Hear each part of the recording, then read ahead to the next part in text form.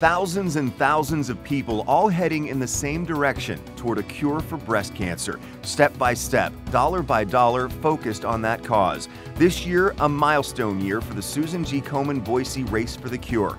2 decades of saving and improving the lives of those fighting the disease. Today, getting ready for the race. What the walkers and runners need to know, how all the money raised will be spent to beat breast cancer and benefit those battling it, and how it all got started way back when. Plus, this Treasure Valley woman got a devastating diagnosis at just 20 years old. Of course, you're just kind of looking around like, who do I talk to? What do I say? Where do I go from here? She figured out the answers to all those questions and beat breast cancer. Now she's helping others in their fight. Ahead on Viewpoint. From Idaho's News Channel 7, this is Viewpoint.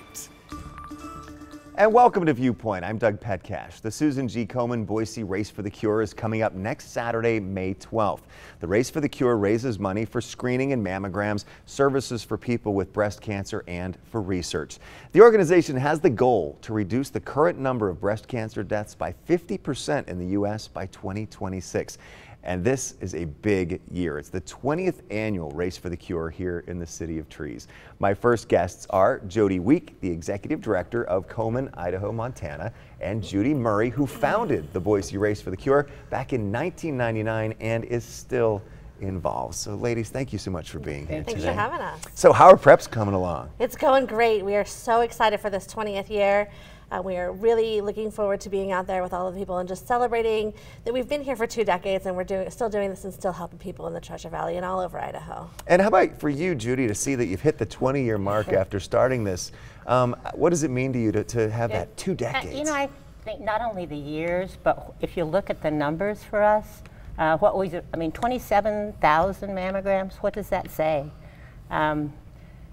20 is unbelievable, starting with the first, but the success to me is just phenomenal, and that's what we're all about. Certainly are. We'll talk more about that in a little bit, but let's get to some of the specifics first of all for this year. How many runners and walkers are you expecting, and what's the goal? We're hoping to get around 5,000 participants out this year, plus those that come out and watch and cheer on their family and friends. We have hundreds of volunteers in place ready to help out. And we have some great sponsors that are going to be out there as well, talking to our participants and sharing why they are involved. And $100,000, your goal, once again. How is that money used to fight cancer and benefit people battling it? So we're hoping to raise $100,000 in individual giving. We're about halfway there right now, which is a great start.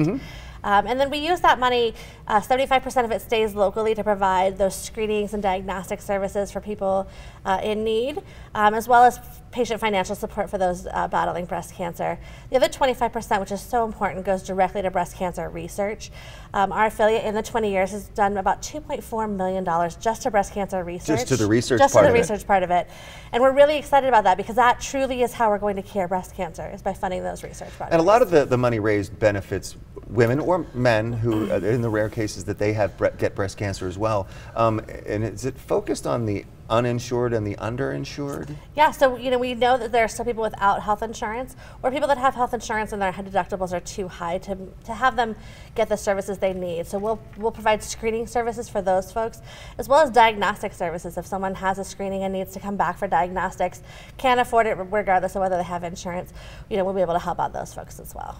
And how is it divvied up in terms of organizations that work with people with breast cancer? We provide our money to hospitals, healthcare facilities, other nonprofit organizations, health districts that then can provide those services free or reduced cost to their patients. So we provide the money to the agencies and then they provide the services. Okay, let's turn back the clock a little bit. And Judy, we have a poster from 1999 as well as, I believe it's a picture of the first group of survivors. Awesome. When you think back to that time, why did you feel it was so important to get the Race for the Cure started here in 1999? I think the real key is there were 2 women who truly, they were both of them, those women had breast cancer. And they actually came to me. I cannot say I'm the inspiration, I was not. They were. And so I was, at the time, working at St. Alphonsus, directing a breast care center, certainly identified the need When I learned about Komen and the Race for the Cure, it was a no-brainer. I mean, if you have a need and now you have an answer at hand, do it. Make it happen. So how did that come about then? Did you call up Komen and say, I want to start one here? Or? Kind of, sort of. and I had a great opportunity this couple of weeks, kind of looking and reflecting back on that time. And even that first conversation, her first sentence to me was, you know, tell me again, what part of Iowa are you from? And I said, that would be Idaho. And she did give me some basic instructions at that time, but that actual formality took almost a year to actually get the whole thing in place. We started in 1997. So organizing, gearing up for the night tonight. Exactly. Started in 1999. And so once you got to that event, do you remember like how many people took part? I certainly do. And how much money was raised? We actually set an all-time first-year record in the history of Komen. For the country? Yeah, in 6,300 participated that year. Wow. Yeah. That's a big number. And do you remember how much you ended up raising? No, I don't. We served, I do know then. No, you're supposed to say $7 million. No, that's okay. total. Okay. Total in 20 years is close to $7 million. But we served only 4 counties. That was our designated area of interest.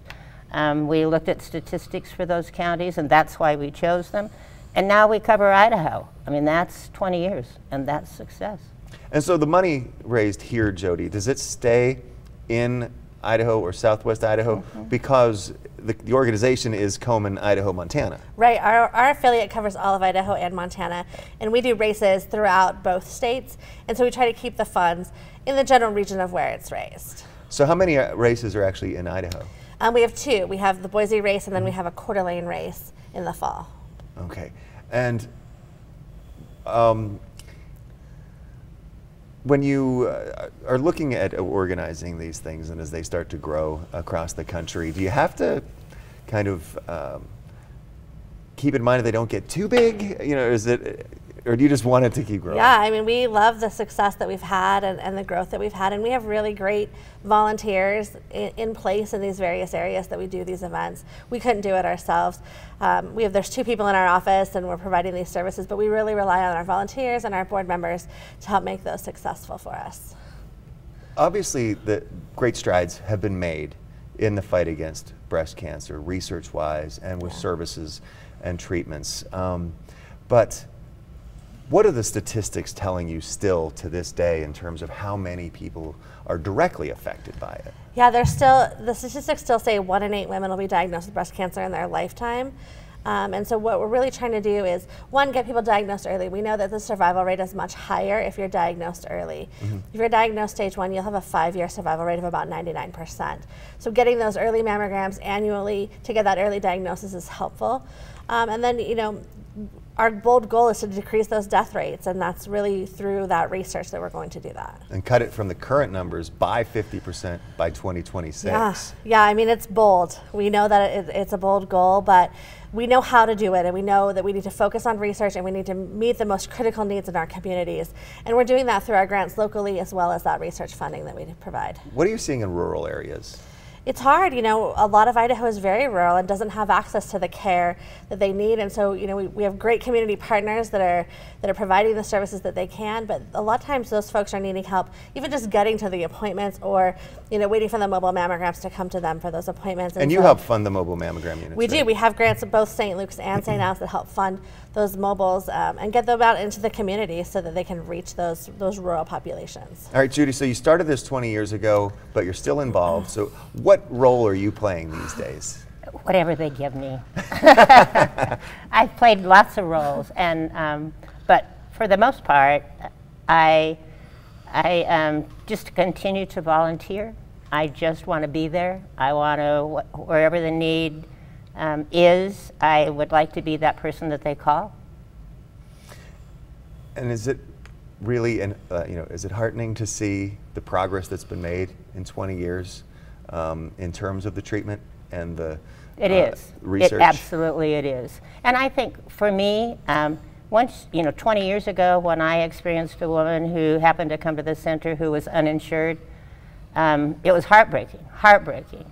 Now, then, even in 1999, to be able to say, yes, we can take care of you, the difference in that delivery of care for her, her family, it's just heartwarming, and that's what we're all about.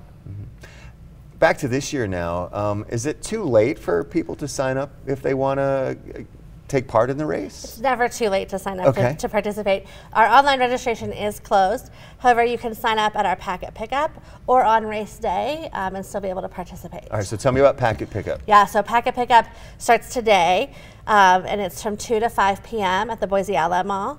It's also Monday from 6:30 a.m. to 5 p.m.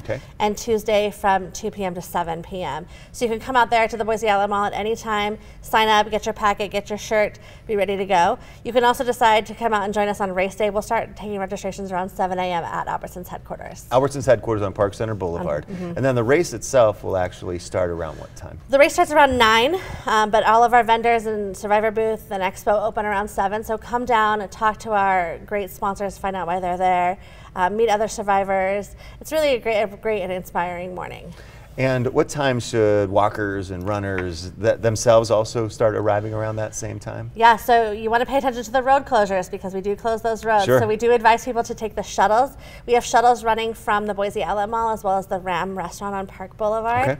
And so those will be running all morning, bringing you to there. You can also ride your bike. There is bike parking at Albertsons, which is a great opportunity right off the Greenbelt to do that.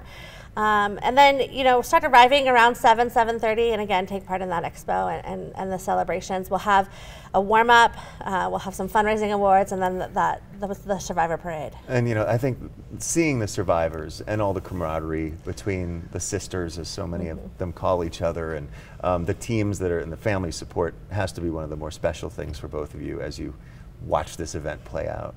Yeah, for sure. I mean, there's always so much going on that morning, and you're kind of, running around, and then you'll catch a glimpse, and you'll, look at one of those back signs in memory of or in celebration of, and it really kind of just brings you back to why we're there, and we're there for the people that are still here, the people that have won the battle.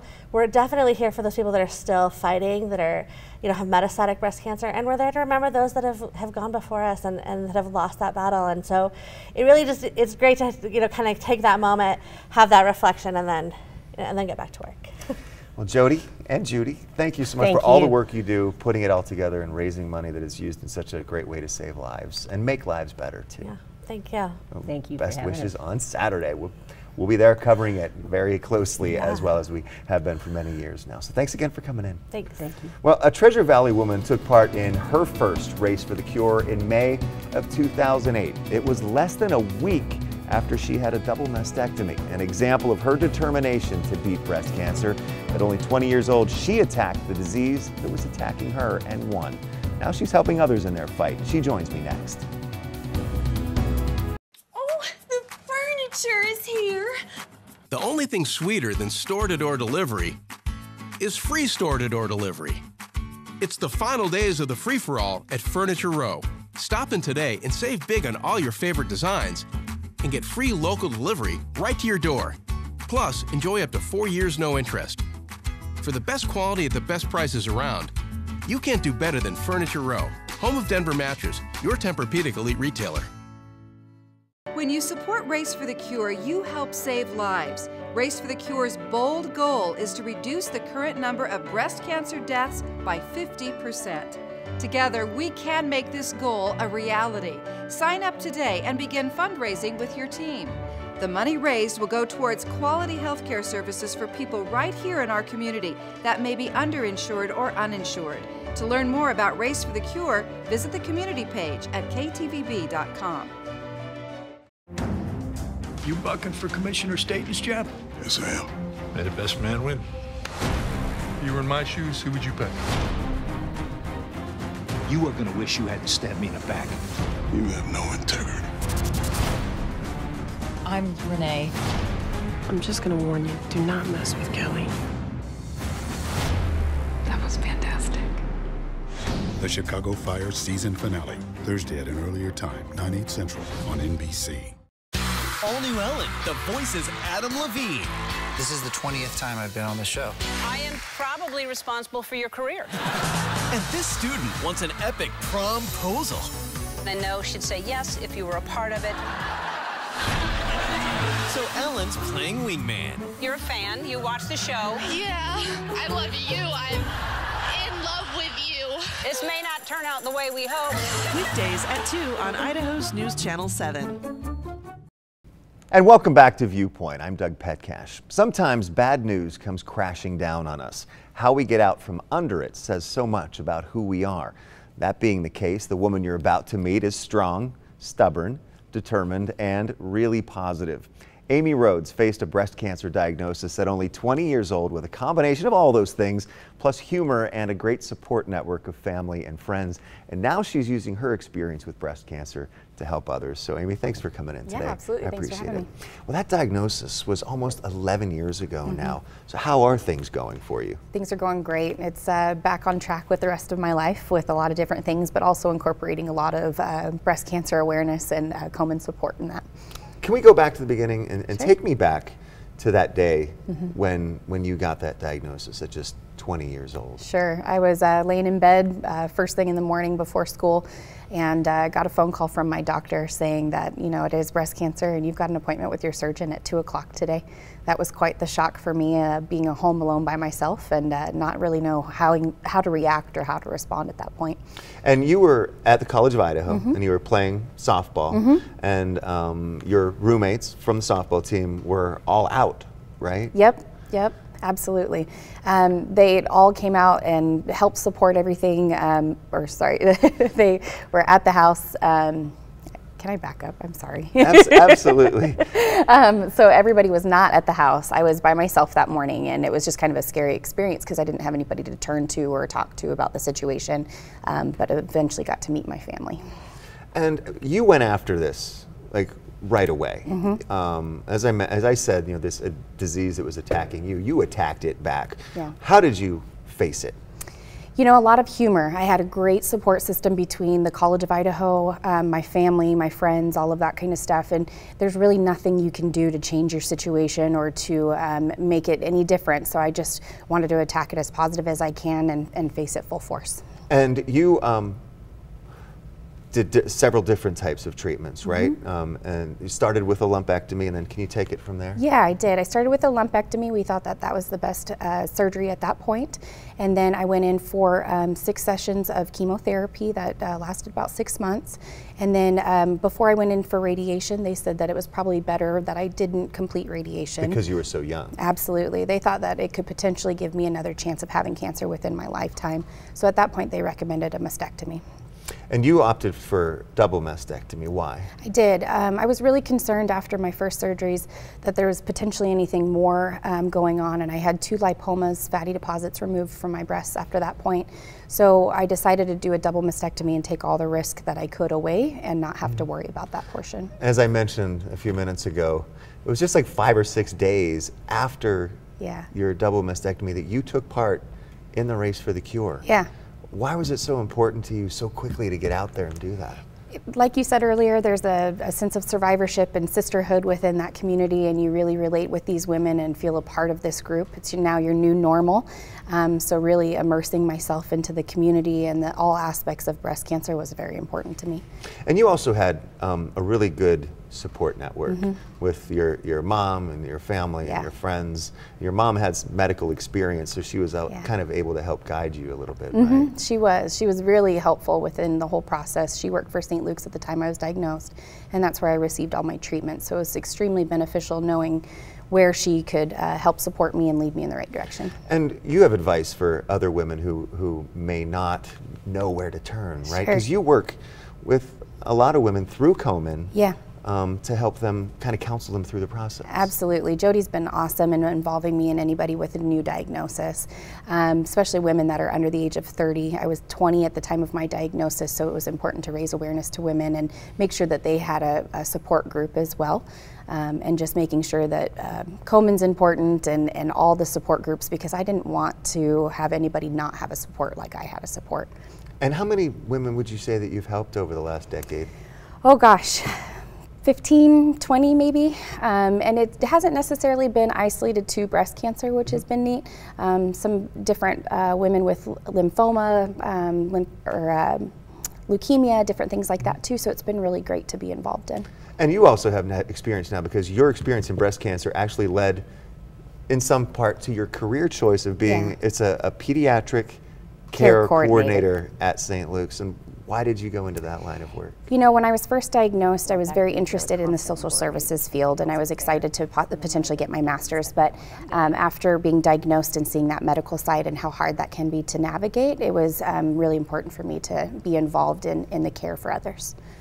And also, taking it a step further, now you are directly involved with the Komen Idaho Montana as the vice president of the board for a little bit more than a year now. I am. Why did you want, and why was it so important for you to get involved directly like that? Sure. Jody had reached out to me about the board and potential for being involved in it, and of course I was like, yes, I have to be involved. Not only because it has opportunity for me to meet new women that are coming involved, but also to make sure that the word is spread throughout the community, that we're always involved, that we're always supporting one another, because everybody's diagnosis is different and everybody's experience is different. So if you can give them a positive experience as much as you can throughout their situation, that's important. Now I want to point out something that we talked about earlier, and that is the tattoo you have that you got after all of your treatments and everything were over. But it is on your foot. It is. And there it is. It's the pink awareness ribbon for breast cancer and the words "No Bad Days." Can you tell me about the inspiration for that? Sure. I walked into my first surgical appointment the day of my diagnosis, and on the back of a car was a palm tree with the words "No Bad Days" on it, and that kind of became our mantra throughout the entire process and treatment time. And who is our mantra? My family, my support system, anybody that was involved in that group, but primarily mine. I needed a reason to get up every day and go to school and go to work and be involved, and so having that mantra of no bad days keeps you going. You know, speaking of that, while you were going through treatment with chemo and everything, you kept going to school and you kept playing softball. Why? Once again, I needed a reason to get up. The College of Idaho was extremely beneficial for me. We sat down and had a huge meeting to go over everything to make sure that I could stay in school, and I'm forever grateful for that. I got to go to school every day, come home, take a long nap because chemo was a little rough, and then go to my team, who were some of my biggest support systems. They would rub my head for good luck on their way out to the field, and it was good to be there. And did they also get haircuts along with you? And you have some pretty funny pictures of the different hairstyles you tried. Why don't you list a few of those? My sister-in-law did. She cut off 12 inches that day that I cut my hair, but we also cut my hair into mullet and bangs only and a bowl cut, and it was really awful, but great at the same time. There has to be that sense of release a little bit to be able to laugh when you're going through something so tough, right? Laughter has been a huge part of my survivorship and ongoing survivorship, I guess, but every day you can laugh and make light of a situation, and it doesn't mean that that situation's any less scary, but it's helping cope with that situation. And so if anyone were to get a diagnosis in the next couple of days, and hopefully that won't happen, but what would you tell them, their first piece of advice you would give? Stay yourself, stay true to who you are, and it's okay to struggle at times, but try to pick yourself up every day. Find a support system that is yours. Not everybody has that true support system, but you can find it within the community if needed. There's always that phone number to call. Reach out to Komen Idaho Montana, and they can probably help point people in the right direction. Absolutely. Jody's done an incredible job with Komen Idaho Montana, and as well as all the other board members and people that have been involved from the very beginning. So we're here and we're ready to support if that happens. And you're doing great work. Thank you. And congratulations on now being cancer-free for, I guess, officially 7 years, right? That's really cool. Thank you. I love your attitude. Thank you. I appreciate that. Well, still ahead this morning, we're going to wrap things up with a look at how you can get more information on the Boise Race for the Cure, and again, a reminder on how to get involved. We'll be right back. Oh, the furniture is here. The only thing sweeter than store-to-door delivery is free store-to-door delivery. It's the final days of the free-for-all at Furniture Row. Stop in today and save big on all your favorite designs and get free local delivery right to your door. Plus, enjoy up to 4 years no interest.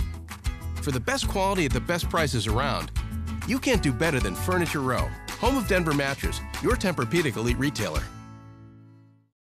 Where'd they go? 81 DC. Off to save Reagan. Get down! Can they protect history and save the president? England got away. That's not supposed to happen.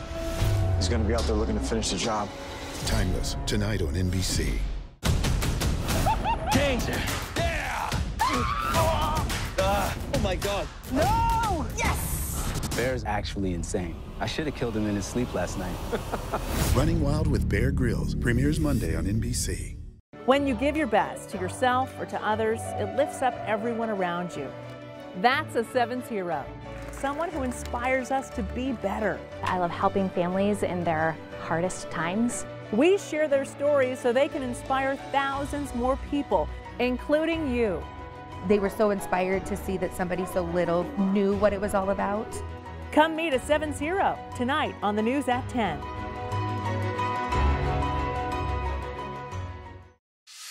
On May 20th, the biggest names in music will share the stage for music's biggest night. The Billboard Music Awards, hosted by The Voice's Kelly Clarkson. I love you. With an unbelievable list of nominees. Boy, if you don't stop! Billboard Music Awards live May 20th at its new home, NBC. And once again, the Susan G. Komen Boise Race for the Cure is coming up next Saturday morning, May 12th. It's a big year, the 20th anniversary. It will take place, as usual, on Park Center Boulevard near the Albertsons headquarters. There's still time to sign up if you want to take part. You can do that during packet pickup. You can even do that the morning of the race on location.